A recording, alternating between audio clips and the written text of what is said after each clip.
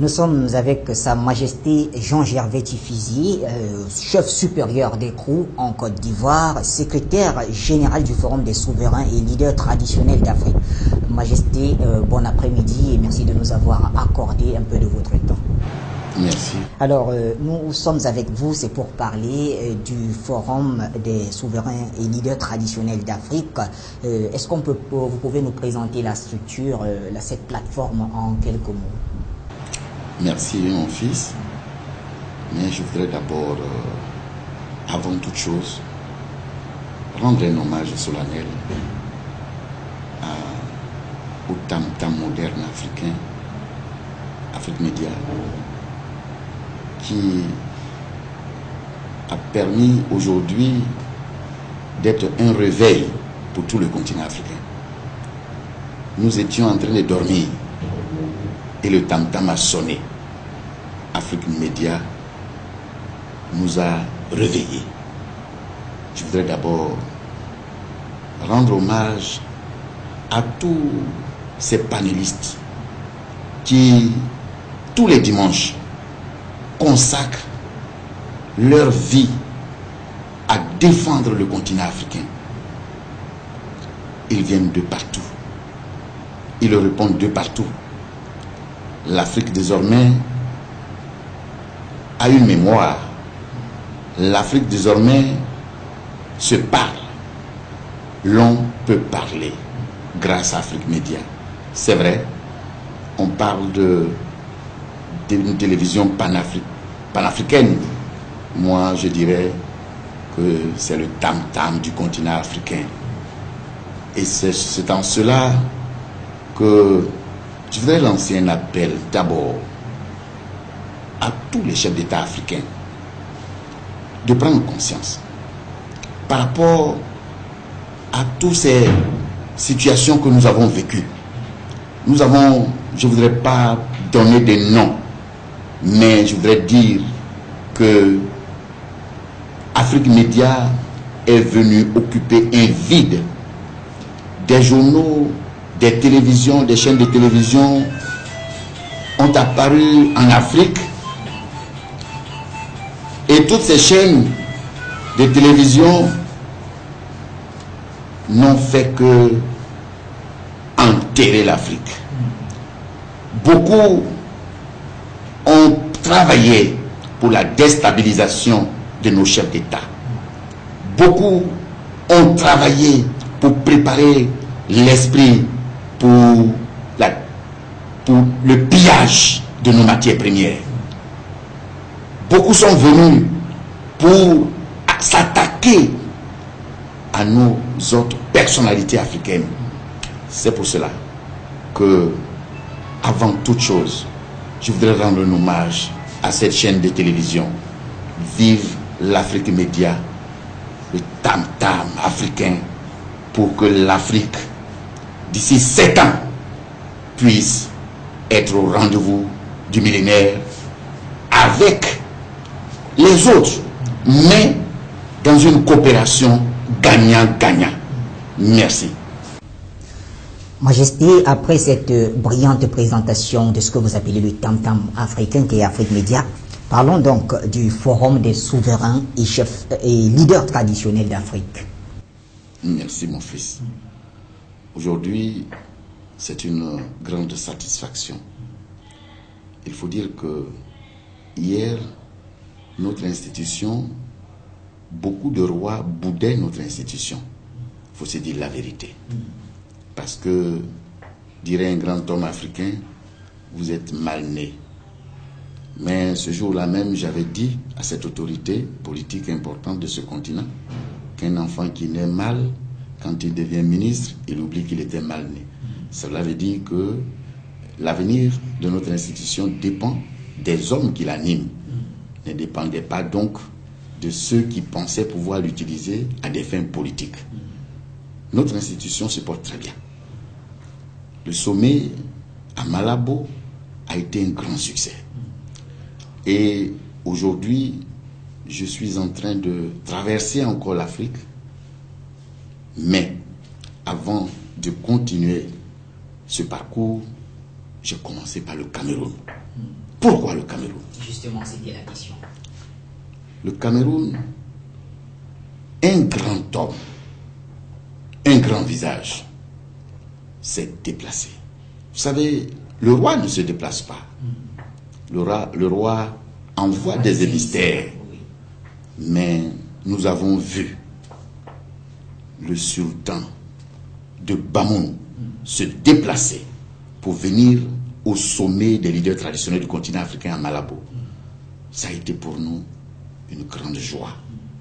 Et en retour, il faut venir lui faire les civilités avant de commencer toute chose. C'est pour cela que je suis venu pour prendre des conseils auprès de lui en vue de corriger s'il y en a ou d'avancer si j'étais sur le bon chemin. Ce qui a été fait. Et vraiment, je voudrais dire que aujourd'hui, tous les rois du continent sont conscients. Et ils ont compris.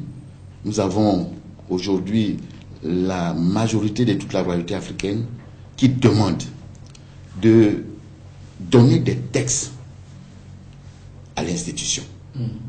Des textes qui peuvent créer les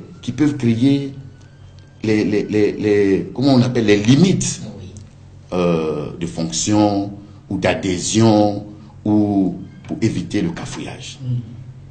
Nous allons nous retrouver bientôt pour préparer les textes, pour améliorer les textes et faire de notre institution un organe consultatif pour toutes les républiques du continent africain. Dans l'actualité du forum, on parle de la création des commissions. Effectivement, mais toutes ces commissions doivent passer devant le Conseil des sages. Les commissions ont été créées. Et le Conseil des sages va se réunir bientôt pour donner son avis. Parce que ce que nous ne souhaitons pas, c'est de faire des choses comme si on était en train d'imposer ce que nous voulons aux leaders traditionnels du continent africain. Il faut l'avis de tout le monde. Un consensus. Un consensus. Pour que nous puissions travailler pour l'intérêt du continent africain, pas pour l'intérêt d'un individu. C'est pour cela que je dis, les commissions ont été créées et à travers toutes ces commissions, nous allons travailler non seulement pour atteindre les objectifs que nous nous sommes assignés, mais nous allons créer un pont de coopération entre les États et les leaders traditionnels africains. Parce que je le dis et je le répète, les leaders traditionnels africains ne sont pas des hommes politiques. Ils ne doivent pas faire de la politique. Et c'est en cela qu'en ce moment précis de mon entretien, je voudrais lancer en tout cas un hommage au président de la République du Cameroun pour dire que c'est une fierté pour nous de voir des leaders traditionnels cooptés au Sénat, de voir dans d'autres pays, même en RDC, même au Mali, ils sont cooptés au Parlement, en Sierra Leone, et nous allons faire de ça une école pour que l'Afrique puisse se baser sur sa propre culture pour avancer. Et je dis, c'est très important, l'action menée au Cameroun est très importante parce que après le sommet de Malabo, nous avons compris, une semaine après, le décret a été signé au Cameroun pour les rémunérations de toute la chefferie traditionnelle du Cameroun. C'est une victoire. Alors, Majesté, nous avançons petit à petit. Et cette fois-ci, vous avez évoqué la Guinée équatoriale tout à l'heure, où le thème du forum, le forum qui a eu du côté de Malabo, donc, concernait la prévention et les solutions des conflits sur le continent. Et les conflits, justement, il y en a, comme vous le savez, déjà en République centrafricaine, qui est toute proche du Cameroun et de la Guinée équatoriale. Vous, quelle lecture vous faites de cette crise en République centrafricaine? Vous savez, le colon ne cesse pas. On dit que le chien n'a jamais cessé de manger le déchet. C'est une manipulation politique. Vous savez, la richesse qu'il y a dans ce pays, il faut que les gens arrêtent ça. L'Afrique, aujourd'hui, nous avons amené nos enfants à l'école. Ils peuvent nous aider à transformer nos matières premières. Mais qu'on nous laisse le temps de travailler. Il ne faut pas venir créer des guerres inutiles, venir soutenir quand tu veux, parce que tu es content, envoyer une intervention quand ça ne t'arrange pas. Bon, je veux comprendre. Que veut la France? Que veut la France par rapport à ce pays? Parce que quand le président Bozizé a eu des problèmes, ils ont refusé d'intervenir. Subitement après, ils sont sur le terrain. Ils occupent l'aéroport. Mais allez-y comprendre quelque chose. Qu'est-ce qu'il y a? Je voudrais demander à la France que ce sont nos partenaires. Ce sont nos partenaires. Mais il faut qu'on s'asseye et arrêter des normes de coopération. Parce que c'est vrai, ce que Dieu a donné peut nourrir tout le monde. Donc, quel que soit ce que nous avons, nous ne leur demandons pas de ne pas venir travailler avec nous. Mais il faut venir travailler avec nous intelligemment et ne pas détruire le peu que nous avons.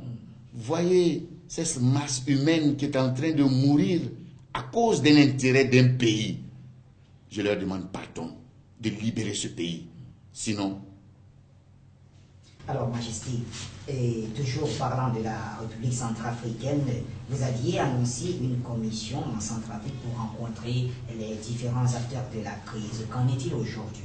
Merci. Nous avons présentement des émissaires en Centrafrique. Mais vous savez, nous ne parlons pas, surtout quand nous sommes en train de régler des litiges et nous n'avons pas envie de faire de la publicité. Et je pense que j'aurai le retour de ces émissaires quand je pars d'ici. Et à partir de là, nous allons évaluer et prendre des dispositions. Pendant mon séjour ici, j'en ai échangé aussi avec le sultan de Bamoun. Et je lui ai dit qu'il faut qu'il vienne nous aider pour que nous puissions mener une stratégie pour éteindre le feu. Donc nous sommes en train de travailler et je suis en train de solliciter des grands visages sur le continent pour pouvoir nous aider à éteindre le feu en Centrafrique. Alors, au niveau de votre démarche, avez-vous le sentiment d'être écouté? Je veux dire, vos propositions sont-elles prises en considération par les dirigeants politiques? Il faut dire que les choses avancent très bien en Afrique aujourd'hui. C'est vrai qu'il y a de cela 6 ans, on était presque appelés des suiveurs, mais aujourd'hui, ce n'est plus la même chose. Tout ce que nous disons est pris en compte dans tous les pays africains.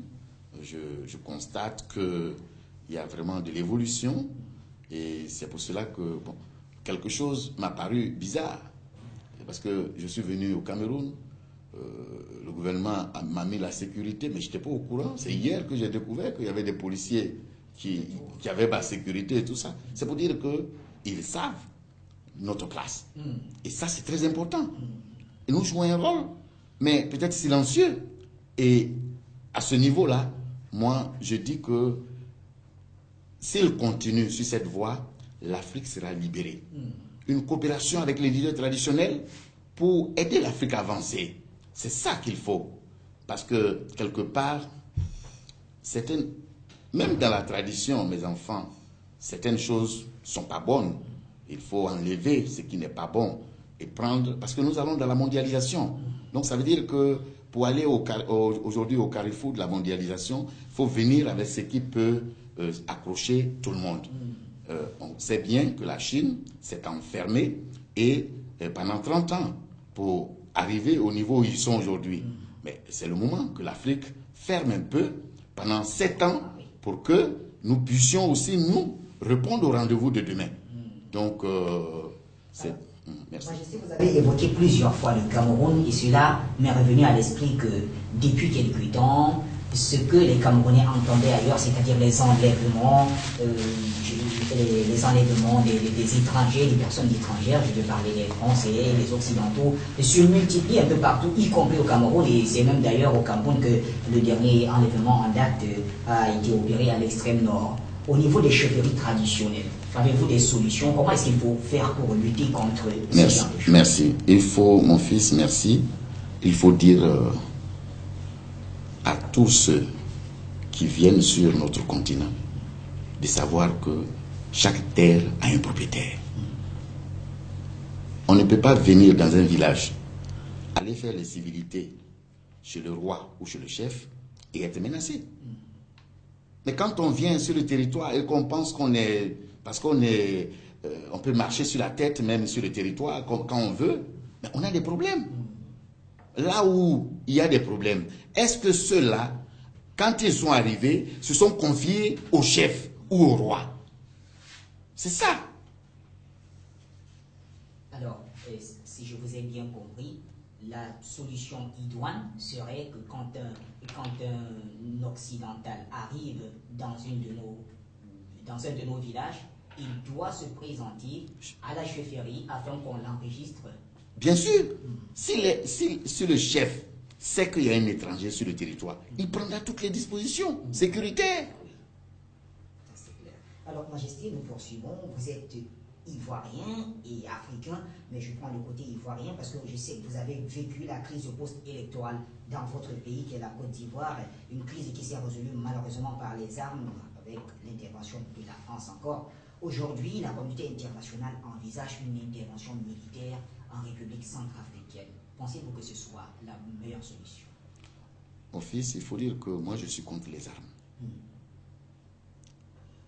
En 2010, il me semble, il y avait un sommet à Kampala, lorsque nous avons été invités par le président Museveni à ce sommet, et il y avait le problème de la Somalie, et il fallait envoyer des militaires, des renforts en Somalie.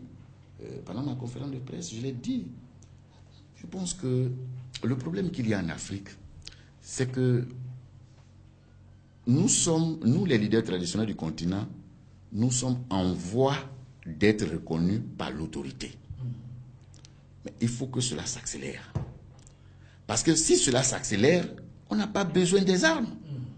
Parce que je ne vois pas un territoire sur le continent africain où il n'y a pas de chef, où il n'y a pas de roi, où il n'y a pas de sultan. Mais c'est quel problème qui peut exister et que les leaders traditionnels ne sont pas capables de résoudre? Il faut accélérer l'intégration des leaders traditionnels dans les prises de décision sur le continent africain. Pour que, ça c'est l'arme. Ça c'est notre arme. Parce que je prends l'exemple de la RDC.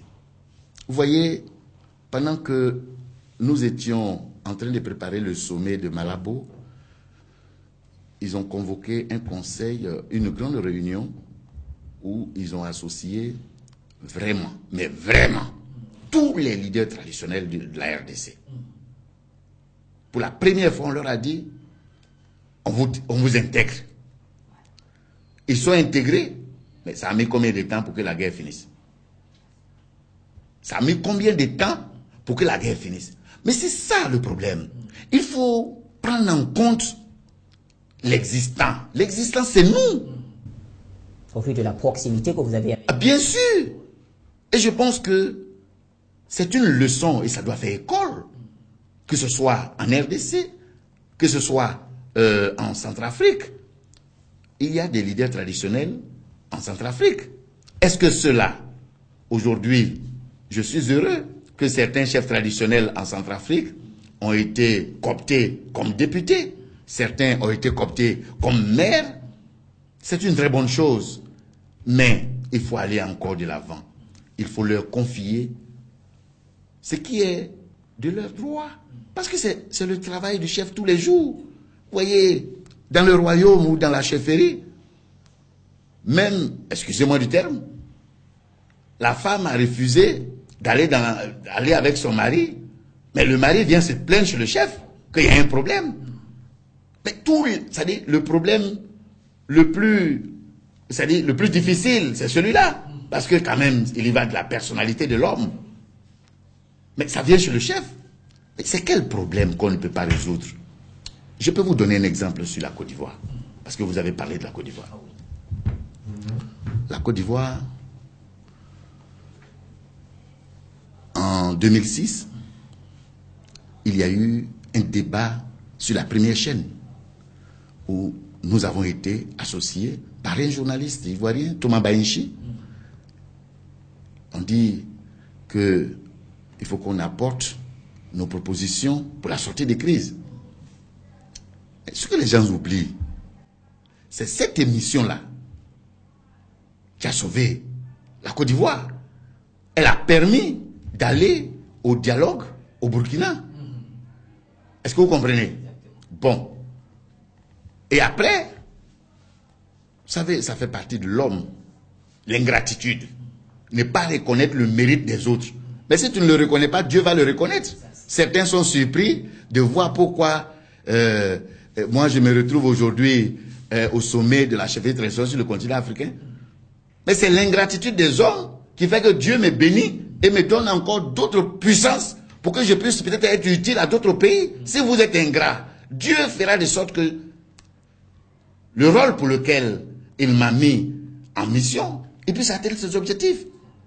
Nous avons aidé la Côte d'Ivoire, même jusqu'à la dernière minute. Personne n'ignore que c'est lorsque nous avons été reçus par le président Laurent Gbagbo qu'il a parlé de recomptage. Parce que je lui ai dit la vérité. À chaque fois que nous nous rencontrons, il y a de l'évolution. À chaque fois que nous parlons, il y a de l'évolution. Mais si on avait été écouté, on nous a amené des experts que moi, j'ai reçus. Ces experts, nous avons discuté. Mon fils, nous ne prenons pas parti dans les histoires de c'est lui qui a gagné ou bien c'est l'autre qui a gagné. Ça, c'est pas notre problème. Quand on constate que nos enfants ne s'attendent pas, nous disons tout simplement, il faut reprendre les élections. C'est tout. Alors, lorsque nous avons rencontré les experts qu'on nous a envoyés en Côte d'Ivoire, j'ai dit qu'il fallait reprendre les élections. Il fallait reprendre les élections parce que Alassane, c'est notre fils. Gbagbo, c'est notre fils. Nous ne pouvons pas prendre parti pour dire entre nos enfants, ils se battent. Non, nous, on est de ce côté. Et certains le disent aujourd'hui. Si Sa Majesté est revenu, c'est qu'il n'a jamais pris parti dans les débats politiques en Côte d'Ivoire. Et je pense que ce qu'il faut faire aujourd'hui concernant la Côte d'Ivoire, le président est très intelligent, le président Alassane Ouattara. Je suis sûr qu'il fera des sortes à libérer Gbagbo. Je suis sûr qu'il fera des sortes à libérer tous les prisonniers, au moins 1 an ou 2 ans avant les élections. Et pour moi, en Côte d'Ivoire aujourd'hui, il faut dire aux Ivoiriens que tous ceux qui sont la maladie, c'est-à-dire ceux qui font qu'il y a des problèmes, il faut qu'ils se retirent de la politique de la Côte d'Ivoire. Que ce soit Gbagbo, que ce soit Alassane, que ce soit Bédié, tous ces gens, il faut qu'ils se retirent. Il faut de nouvelles personnes. Parce que pour une personne, on ne peut pas détruire une nation. Ce n'est pas possible. Pour des intérêts personnels, on ne peut pas détruire l'avenir de toute une génération. Il faut que chacun fasse le sacrifice pour l'intérêt de la République de la Côte d'Ivoire. Alors, non loin de votre pays, Majesté, il y a la Guinée-Conakry. La Guinée-Conakry qui, elle aussi, en ce jour, est presque dans une impasse politique avec l'opposition qui conteste aussi les résultats des législatives. Comment vous appréciez la situation? Écoutez, j'ai écrit au président de la République Oui, nous lui avons adressé une lettre pour lui proposer notre médiation. Parce que nous pensons qu'à un certain niveau avant que ça ne se déchire, il faut intervenir. C'est de la prévention. Nous attendons qu'ils prennent contact avec nous pour que nous allons sur le terrain pour dire à nos enfants, parce que quel est le problème? Le problème est des problèmes ce sont des problèmes d'intérêt, d'association. Parce que les partis politiques, ce sont des associations. Bon. Mais ces problèmes se sont transformés avant les élections en des problèmes, des conflits interethniques. On retrouvait on disait des Maliens qui avaient des problèmes avec d'autres et ceci. Moi, je pense qu'il faut tout faire pour éviter que ce pays se déchire. Et il faut que le président de la République se ressaisisse et accepte la médiation des leaders traditionnels de l'Afrique pour que nous puissions les aider à une autre méthodologie pour une compréhension commune. Parce qu'il ne faut pas laisser ce pays-là encore aller pour tuer nos enfants, pour détruire les biens, le peu que ce pays a aujourd'hui. Et c'est de l'intérêt des autres. Parce que si on ne détruit pas, est-ce qu'on peut prêter pour construire?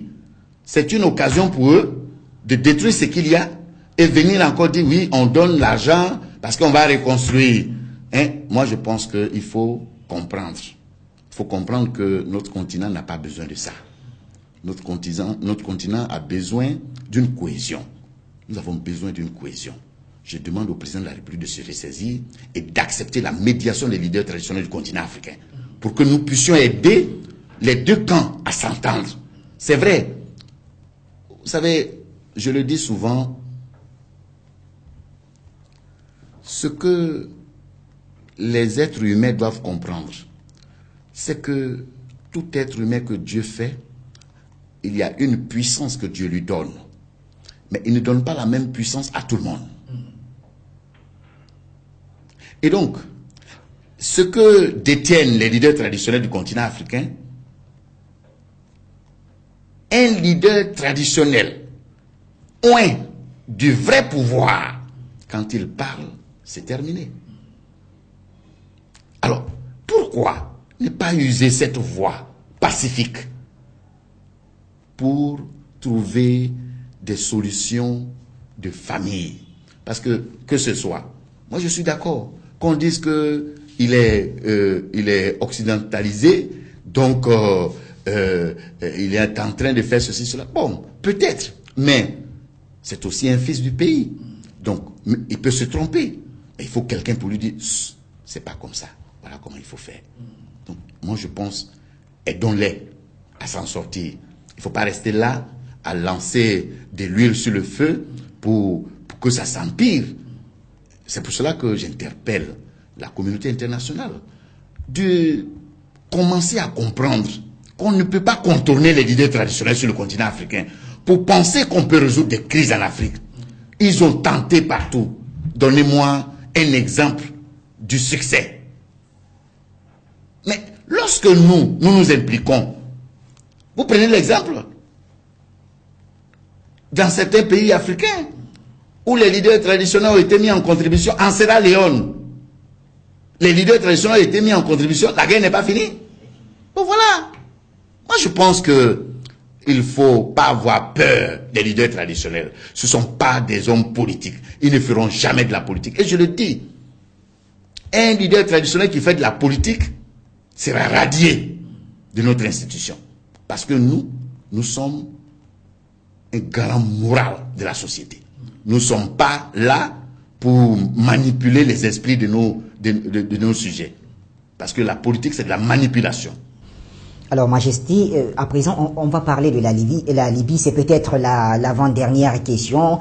La Libye, ce pays de Muammar Kadhafi, paix à son âme, l'un des pères précurseurs même du forum dont vous avez la charge aujourd'hui. La Libye qui est transformée en un champ de bataille depuis la chute d'Idir de la Révolution. Aujourd'hui, est-ce que vous pensez que les Libyens sont condamnés à vivre dans cette crise? Mon fils, c'est triste. Je suis triste. L'Afrique est triste. Quand on parle de ce pays, c'est grave.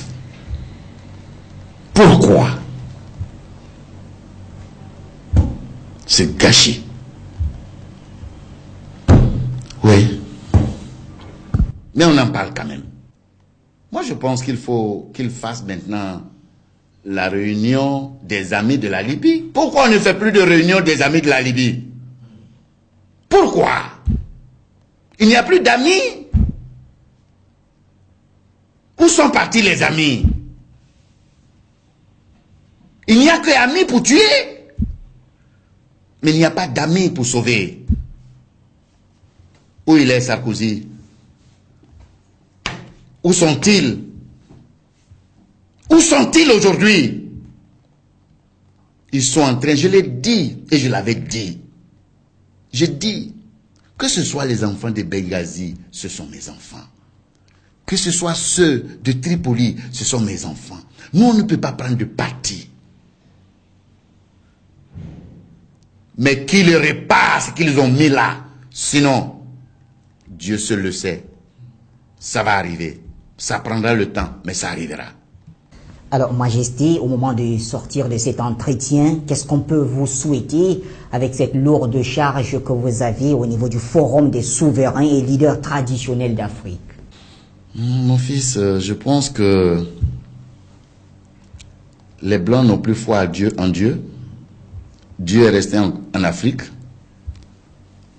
Récupérons-le, restons avec lui constamment pour qu'il sauve notre continent. Parce que on est venu avec la Bible pour nous coloniser. On est venu, on tuait même des gens parce qu'on disait que les rois étaient des sorciers. Beaucoup ont été tués.